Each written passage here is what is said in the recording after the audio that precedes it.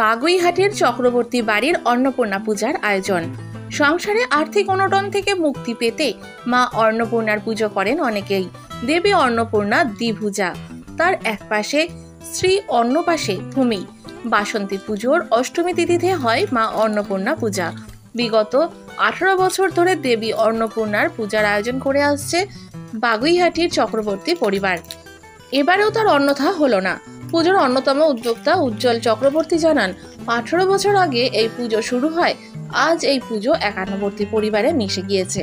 আজ অষ্টমী উপলক্ষে মায়ের বিশেষ পূজা পাঠ ও ভোগ খাওয়ানোর আয়োজন করা হয়। পুরোহিতের মন্ত্রোচ্চারণ ও অঞ্জলির মধ্যে দিয়ে সুসম্পন্ন হলো মা অন্নপূর্ণার বিশেষ পূজা। মহিলাদের পাশাপাশি পুরুষেরাও এই পুজোতে সমানভাবে হাত মেলায়।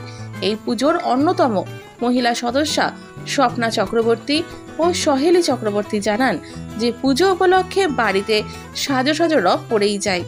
সকল মহিলারা কাঁধে কাঁধ মিলিয়ে এই পুজোয় দায়িত্বভার গ্রহণ করে নেয়। প্রথমে জানাই যে মা অন্নপূর্ণা দেবীর আজকে মহা অষ্টমী, তার জন্য সবাইকে শুভেচ্ছা এবং অভিনন্দন। সবাই খুব ভালো থাকবেন, সুস্থ থাকবেন এবং খুব ভালোভাবে আজকে মহা অষ্টমীটা আপনারা পালন করবেন।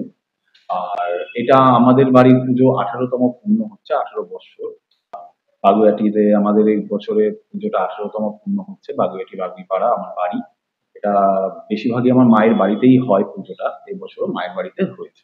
এই পুজো থেকে প্রথমে আমাদের পারিবারিক পুজো, প্রত্যেক এবং সকলেরই পুজোটা আমরা প্রথম থেকে আমরা এই পুজো জড়িত। প্রথম থেকে আচার অনুষ্ঠান বলতে আমাদের সকালে পুজোর যারা সরঞ্জাম, পূজাস্তা, ভোগ, সকালে যে ভোগ, লুচি ভোগ এবং রাত্রিতে প্রত্যেকের জন্য আয়োজন, মানে প্রসাদ দেওয়ার জন্য আয়োজন করা হয়, প্রত্যেকে আসার জন্য।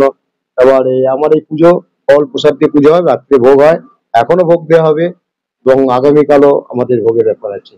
ভীষণ ভালো লাগছে। এক তো আমাদের পরিবারটা একদম একান্নবর্তী পরিবার, তো তারা সবাই মিলে আমরা একতায়, মানে প্রত্যেকটা মানে অনুষ্ঠান আমাদের এই শ্রী বানানো থেকে শুরু করে, আমার সেজ জেঠিমা শ্রী বানায়, আমরা সবাই মিলে বরণডালা আমার মা সাজায়, আমার জেঠিমা, কাকিমা, মানে প্রত্যেকের সাথে মিলিত এই পুজোটা মানে আমরা করি বলে এটা কোনোভাবেই আমি কখনো ছোট থেকে আমার ভাবিনি।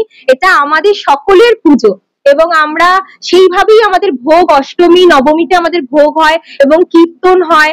সবার যে এই একত্রে আসাটা, আমার মনে হয় এটা কোনোভাবে মা অন্নপূর্ণারই দান, মানে কোনোভাবে মা অন্নপূর্ণারই এটা ইচ্ছা। এই আমাদের 18 বছরেই পূরণ হলো দেখতে দেখতে।